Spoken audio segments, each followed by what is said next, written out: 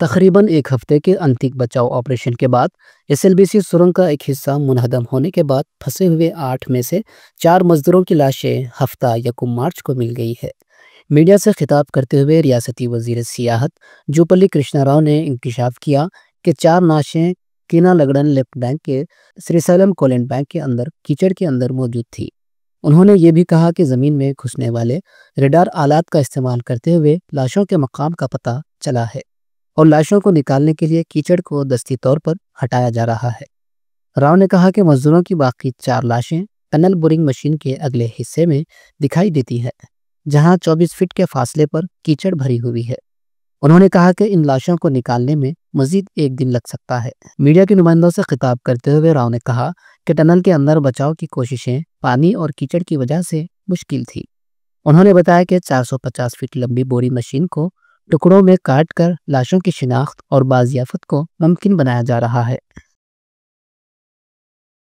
ఈ రోజున SLBC tunnel దగ్గరికి గౌరవ సహచర మంత్రి ఇరిగేషన్ మంత్రి ఉత్తమ్ కుమార్ రెడ్డి గారు, నేను నాతో పాటుగా వంశీకృష్ణ గారు, చీఫ్ సెక్రటరీ గారు, అట్లాగే అరవింద్ కుమార్ అందరూ కూడా మళ్ళొకసారి దీనిపైన ఇక్కడికి వచ్చి సమీక్ష చేసే కార్యక్రమం చేయడం జరిగింది.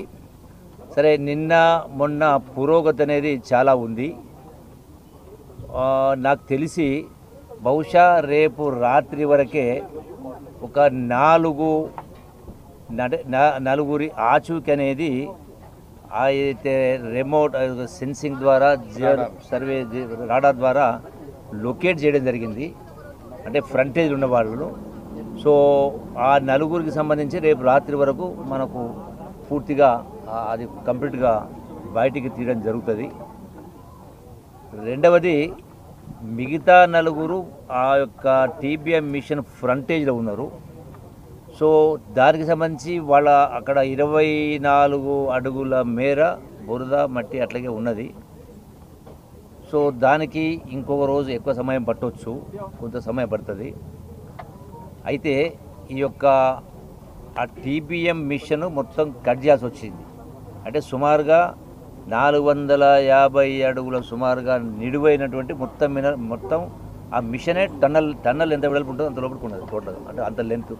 సో వాటిని కట్ చేయడం అనేది చాలా వరకు ఆ పాటుకాడికి ఏదైతే కొట్టుకొచ్చిందో ఆ మిషన్ కటింగ్స్ అనేది పెద్ద ఎత్తున పని జరిగింది. ఇట్ సేమ్ టైం ఎక్కడైతే ఆ యొక్క ఆ నలుగురి ఆచూకీ పలానా దగ్గర అంటే ఉన్నట్టుగా గుర్తు జరుగుతుందో అక్కడ సపరేట్గా అక్కడ మాన్యువల్గా మనుషుల ద్వారా కూడా మళ్ళీ తవ్వడం జరుగుతూ ఉంది. కొంత తవ్వడం కూడా జరిగింది. అది బహుశా రేపు మధ్యాహ్నం సాయంకాలం వరకు అది పూర్తయితే మనకు ఒక రిజల్ట్ అనేది వస్తుంది. రెండవది, లోపల ఏదుందో దాన్ని చేయాలన్నప్పుడు దానికి పెద్ద ఎత్తున అడ్డంకులు ఉన్నవి. ఎంటైర్ బోరింగ్ మిషను అడుగు బాగాన ఉన్నట్టుగా కనపడతా ఉంది మిగతా నలుగురు సంబంధించి. సో దానికి ఏదైతే రకరకాల ఏజెన్సీలు ఉన్నాయో, ఎన్డీఆర్ఎఫ్ గారు కావచ్చు, సింగరేణి వాళ్ళు కూడా సుమారుగా 152 మంది ఇక్కడ పనిచేస్తూ ఉన్నారు.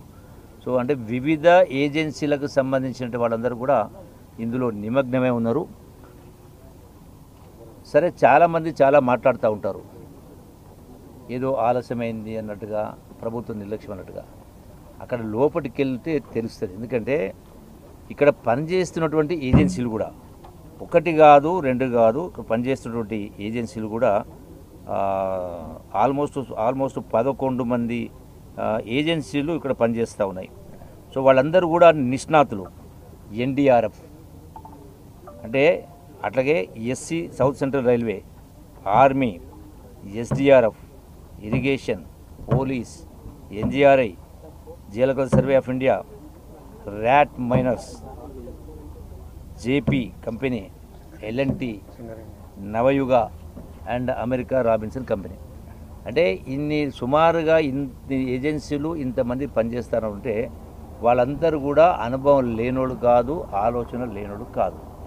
అంటే జరిగినటువంటి సంఘటన తీవ్రత కావచ్చు, ఆ లొకేషన్ కావచ్చు, ఆ మెషినరీ అడ్డుపడ కావచ్చు, బురద కావచ్చు, నీళ్లు కావచ్చు, అంటే ఇంత క్లిష్టమైన పరిస్థితుల కారణంగానే ఆలస్యమైతే తప్ప ఎక్కడ కూడా ఇంతకుముందు కొందరు మిత్రులు కూడా బీజేపీ మిత్రులు మాట్లాడక తెలిసింది, ఇక ఎక్కడ కూడా నిర్లక్ష్యం అనేది కానీ ఇంకోటి కానీ లేదు. 100% అది పూర్తిగా మనకు రిజల్ట్ రాబోతూ ఉంది.